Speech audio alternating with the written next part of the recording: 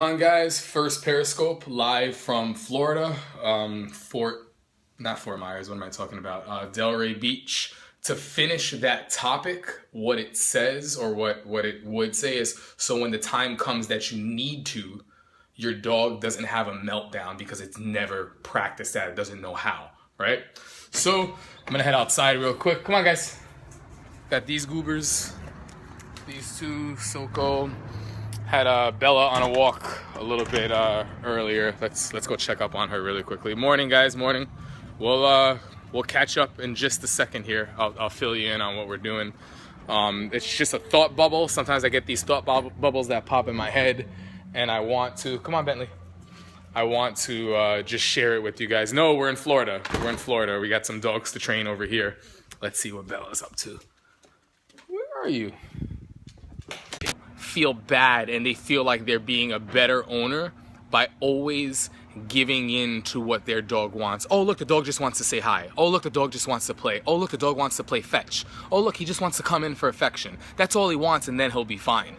And what happens is, time and time again, when the time comes that you can't do what the dog wants, the dog has never practiced it, and the dog has a meltdown because they're not rehearsed. They don't know what to do. You feel horrible. The dog has an explosion anxiety-wise, whining, crying, barking, lunging, sounding aggressive, all of this stuff. It's really, really unhealthy. So what I find defeats that, and I've done this, it's anxiety control and impulse control 101 is really spending time when it's not a big deal and it's probably okay to have your dog say hi or do something, and practice not allowing it. Not because it's bad, not because you're being mean, but you know that the time is going to come when you're not in a situation and your dog can't say hi. The time is going to come when you have company over and you can't play fetch. The time is going to come where the guest that comes in through the door is not a dog lover, and you don't want your dog to jump up and say hi. You don't want him to just say hi and then settle in, right? It's not always up to the dog.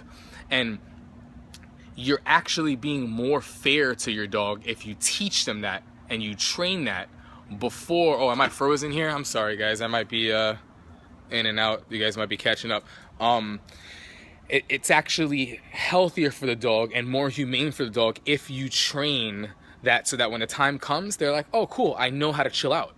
I know that when I'm in this situation I normally play. We've also practiced not playing. We've also practiced this. I see it all the time in workplaces, in workspaces. I see it with toys. I see it when guests come over. I see it around food. The more you practice it, the easier it will be in real world situations. It won't even be a situation. It's like, hey bud, you can't do that right now, lay down.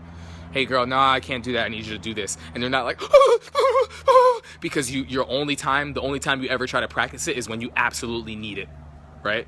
So that's important. So I might have cut out a little bit. We're just gonna, I guess, reiterate this here in a second.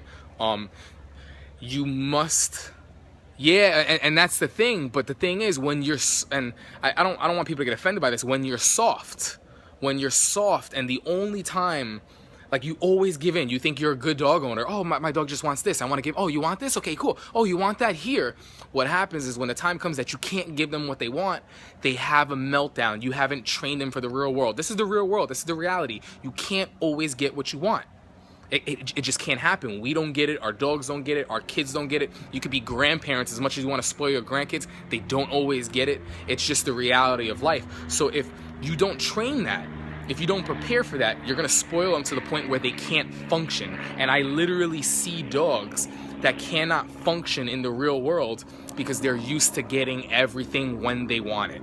So you must practice impulse control when you don't need it. You must practice impulse control when, you know what, you probably could let the dog chase that squirrel. You probably could let him go and jump into the pool or run into the water or go on the walk, and right now you can't do it. Practice it then. Practice all, come on, let's go over here.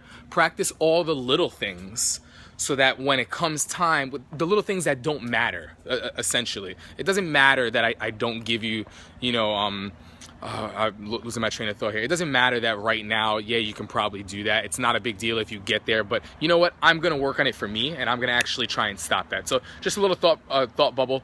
No big deal. I'm gonna be doing more periscopes, more Q&As and stuff throughout my stay here training dogs, and just wanted to kind of fill you guys in on that. Okay? All right, guys. Later. Bentley. What are you doing, girl? So go. What's up?